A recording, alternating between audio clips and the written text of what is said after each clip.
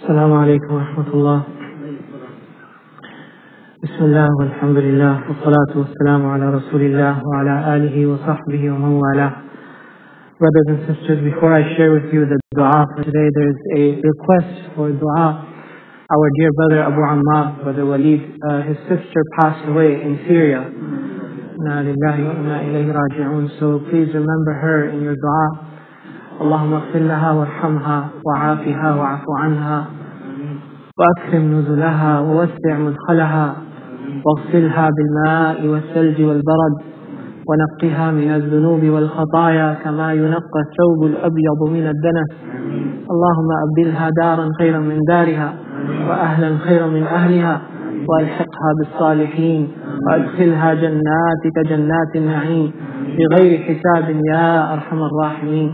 We ask Allah subhanahu wa ta'ala to illuminate her grave. Allahumma wasi' qabraha wa nawwir qabraha waj'al qabraha rawdatan min riyad al-jannah wa la taj'alhu hufratan min hufar an-nar. Ya Aziz ya Ghaffar. We ask Allah subhanahu wa ta'ala to grant patience and solace to the family members of the deceased. Bi rahmatika ya arhamar rahimin.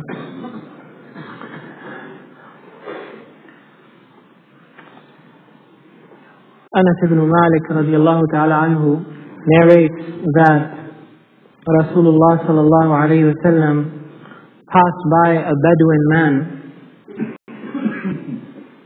and this Bedouin man, he was in salah, and he was making dua in his salah, and he made this dua that inshallah I'll share with you. And Rasulullah sallallahu alayhi wa sallam listened to the whole dua. And then the Prophet sallallahu alayhi wa sallam left him as he continued his salah. He left him, but there was a companion with him, so he told the companion to stay with him, and when he finishes his salah, to bring him to me. So after the Bedouin man finished his salah, the companion took the Bedouin man to the Prophet sallallahu alaihi wasallam, and the Prophet sallallahu alaihi wasallam had been given recently a bag of gold coins. So when the Bedouin came to him, the Prophet sallallahu alaihi wasallam gifted him that bag of golden coins, and he asked him, "Who are you?" And he told him who he is and which tribe he is from. And then the Prophet ﷺ said to him, "Do you know why I am giving you this bag of gold?" So the Bedouin said that, "I believe it's because there is a relationship between us, because of the tribal relationship between the tribe of the Bedouin and the tribe of the Prophet ﷺ." So the Prophet ﷺ said that indeed, we should fulfill the rights of our relatives, but that's not the reason why I've given you this gold as a gift. The reason I've given this to you is because of how beautifully you were praising Allah subhanahu wa ta'ala in your dua. So what is this dua that the Bedouin man was making? It's a little bit long, but like I told you yesterday, that I'm saving the longer du'as for Saturdays and Sundays, the shorter ones on the weekdays, inshallah. So it goes like this. يا من لا تراه العيون ولا تخالطه الظنون ولا يصفه الواصفون ولا تغيره الحوادث ولا يخشى الدوائر يعلم مثاقيل الجبال ومكاييل البحار وعدد قطر الأمطار وعدد ورق الأشجار وعدد ما أظلم عليه الليل وأشرق عليه النهار لا تواري منه سماء سماء ولا أرض أرضا ولا بحر ما في قعره ولا جبل ما في وعره اجعل خير عمري آخرة وخير عملي خواتمه وخير أيامي يوم ألقاك فيه. The translation of the dua O you who cannot be seen by eyes, who cannot be imagined by minds, who cannot be described by those who describe, who's not changed by events, who does not fear calamities, who knows the weight of mountains, the volume of oceans, the count of raindrops, the count of tree leaves, and the count of everything that is darkened by the night and illuminated by the day. O you from whom no heaven can veil another heaven, nor planet hide another planet, nor ocean cover what lies beneath its depths, nor mountain conceal what is buried under its ruggedness. Make the best of my life the end of it, the best of my deeds the last of them, and the best of my days the day when I shall meet you. It's a beautiful dua, and it begins by praising Allah subhanahu wa ta'ala, and it teaches us something about how we should be making dua also. That before we get to the need that we have from Allah subhanahu wa ta'ala, that we should preface that by praising Allah subhanahu wa ta'ala using what we know about Him. The reason why many of us fall short in praising Allah subhanahu wa ta'ala is because we don't know Him enough. We don't learn enough about the attributes of Allah subhanahu wa ta'ala. We don't reflect enough about the attributes of Allah subhanahu wa ta'ala. So look at how He is praising Allah subhanahu wa ta'ala. First He says, Ya man la tarahu al-uyun, O you who cannot be seen by eyes. Now this is actually an aspect of our aqidah, that in this world, nobody can see Allah subhanahu wa ta'ala with his eyes, except for the difference of opinion about Rasulullah sallallahu alaihi wasallam seeing Allah subhanahu wa ta'ala during Mi'raj. There's difference of opinion about that. Even there, the view of Sayyidah Aisha radiallahu ta'ala anha and other companions was that he did not see Allah with his eyes. He saw Jibreel with his eyes. He saw Allah subhanahu wa ta'ala with his heart. But put aside that difference of opinion, for the rest of humanity, there is no difference of opinion. Musa alayhi salam in the Quran, we know, he asked to see Allah subhanahu wa ta'ala, and what happened as a result? Ya man la tarahu al-uyun, eyes cannot behold you in this world. As for the afterlife, the view of Ahlus Sunnah wal Jama'ah, contrary to the Mu'tazila, the view of Ahlus Sunnah wal Jama'ah is that the believers will see Allah subhanahu wa ta'ala with their eyes of that world. May Allah subhanahu wa ta'ala make us all among them. And that will be the greatest delight of the people of Jannah, the greatest delight of the people of paradise. But in this world, nobody can see Allah subhanahu wa ta'ala, and this is part of the perfection of Allah subhanahu wa ta'ala. لا تدركه الأبصار وهو يدرك الأبصار, that He cannot be seen by our physical eyes. O you who cannot be imagined by minds, you cannot imagine Allah subhanahu wa ta'ala.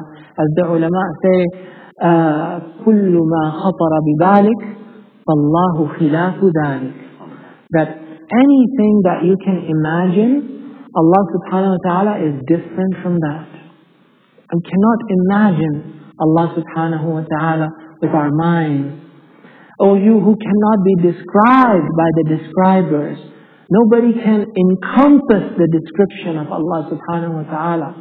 We describe Him with His divine attributes that He has taught us, that He is the hearing, the knowing, the wise, the merciful, and so on.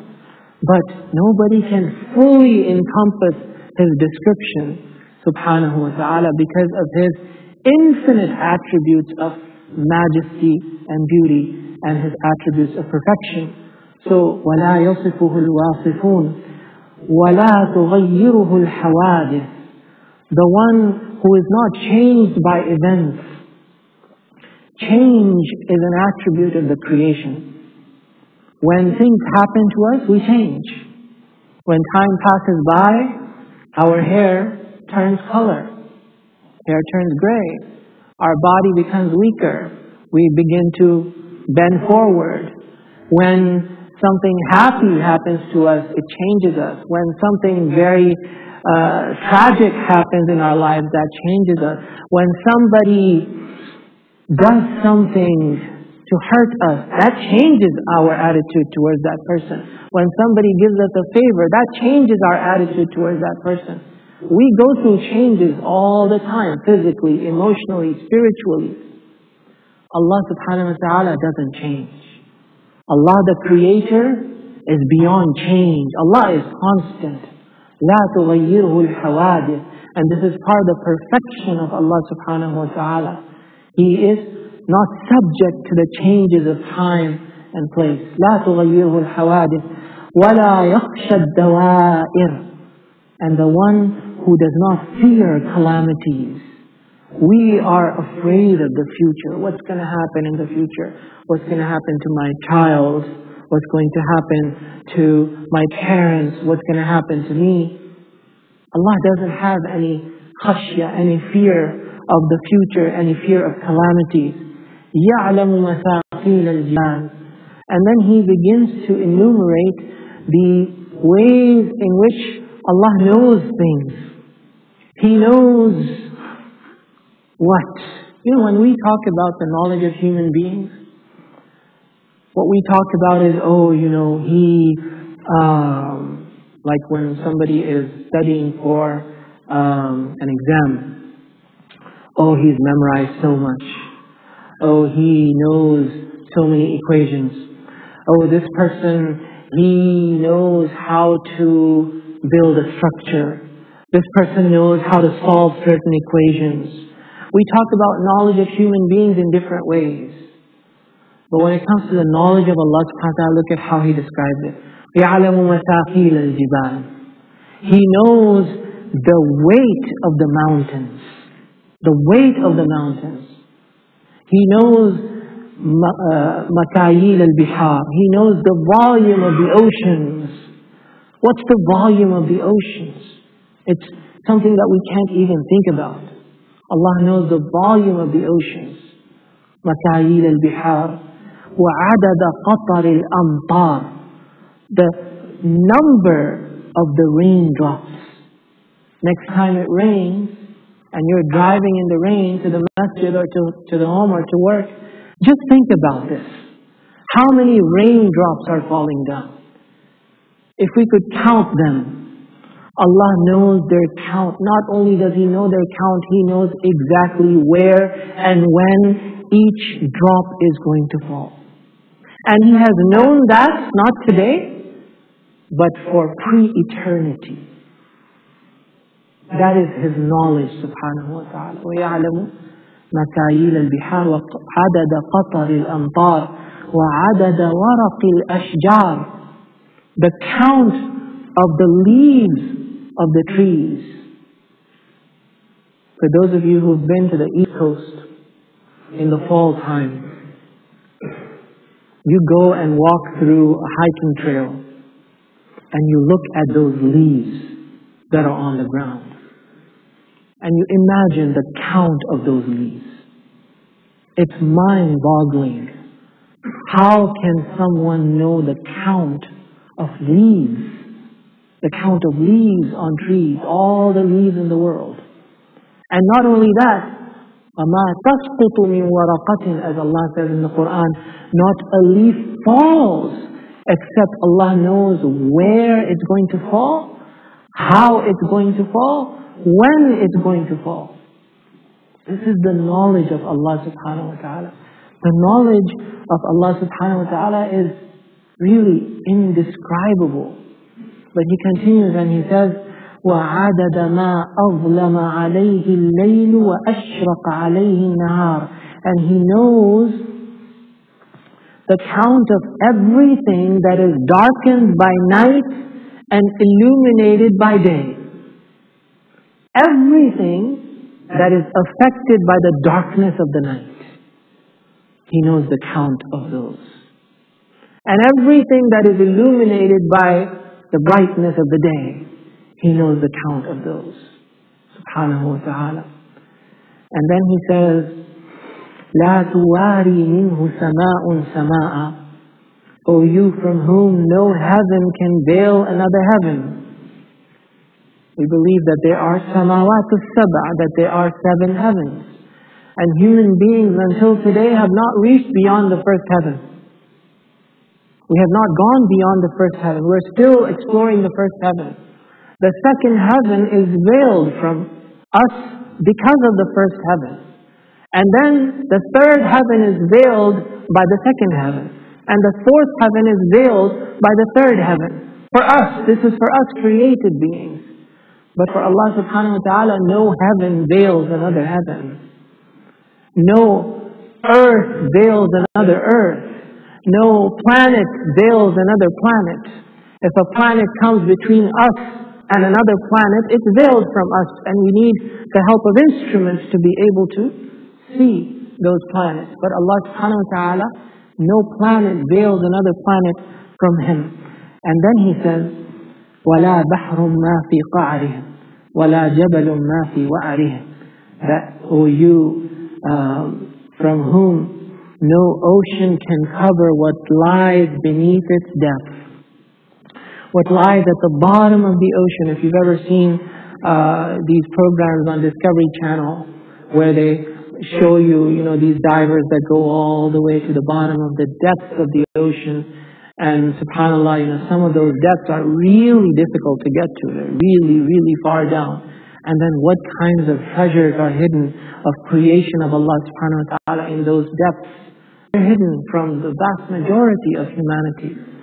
But Allah subhanahu wa ta'ala, nothing is hidden from Him, not even what it lies in the depths of those oceans. And not even that, but what lies underneath the ruggedness of the mountains. وَلَا جَبَلٌ مَا فِي وَعْرِهِ.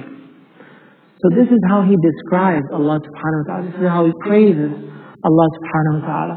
And then He begins to ask Him. And what does He ask Him for? He says, اجعل خير عمري, that make the best of my life the end of it. Make the best of my life the end of it. وَخَيْرَ عَمَلِ خَوَاتِمًا. And the best of my actions, the last of them. Why? Because the Prophet ﷺ said, إِنَّمَا الْأَعْمَالُ بِالْخَوَاتِيمِ. He said, إِنَّ أَحَدَكُمْ, that one of you will live your life doing the actions of the people of Jannah until there is only an arm span between you and Jannah. And then the decree of Allah subhanahu wa ta'ala will take over. And you will begin to do the actions of the fire of hell, of the people of hellfire. And death will overtake you and you die in that state. And He said, إِنَّمَا الْأَعْمَالُ بِالْخَوَاتِيمِ. That actions are judged based on the last of them. How we die is how we're going to be raised up. يُبْعَثُ الْمَرْءُ عَلَى مَا مَاتَ عَلَيْهِ وَيَمُوتُ الْمَرْءُ عَلَى مَا عَاشَ عَلَيْهِ. So what counts is the last actions. That's what we have to make count. Somebody worships Allah subhanahu wa ta'ala for years in his life, but then he changes at the end and he dies in that state. This person here is asking Allah subhanahu wa ta'ala to protect him from that. That make the best of my actions, not the early ones, but the last ones.